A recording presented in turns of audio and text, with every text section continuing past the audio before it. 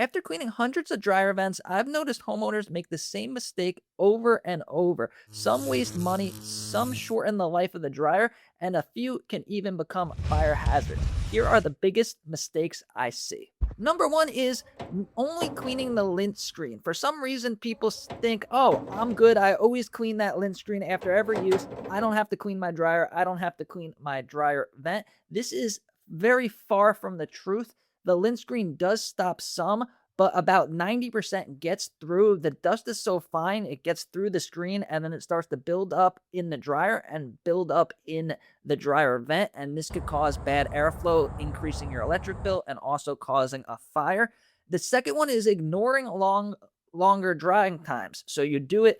It used to take 60 minutes. Now it takes 70 minutes. It takes 80 minutes. It takes 90 minutes. And your solution is just to run it 2 cycles, run it 3 cycles. Well, this is your dryer telling you that there is an airflow issue or some type of problem. And if you keep running the dryer, it's not going to fix itself. It's going to get worse and worse until your dryer is completely unusable, no airflow at all. And then the inside of your dryer, the components will start breaking down and you're going to have an expensive repair, or even worse, you could have a house fire because inside the dryer is where all the heat is. Next is never checking the outside vent. A lot of people either clean their dryer vents themselves or hire a professional to do it, but they just come in, blow it out from the inside, and they never check or clean the outside vent. From what I've seen, especially working here in Florida, 95% of the time that a customer can't use their dryer, it's taken too long to dry, it's because the vent on the outside.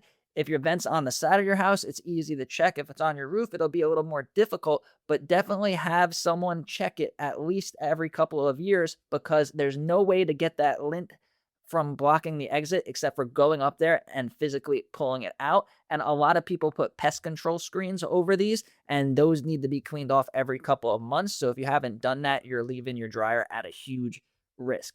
Mistake number 5 is replacing the dryer before checking the vent. A lot of people notice, oh, my clothes aren't drying good.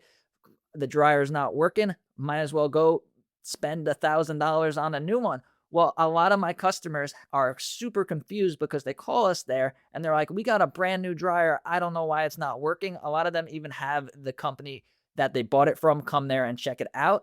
And they tell them that it's the vent. You could get the best dryer in the world, but if you do not clean the vent and you do not have good airflow, then your clothes are not going to dry the way they should.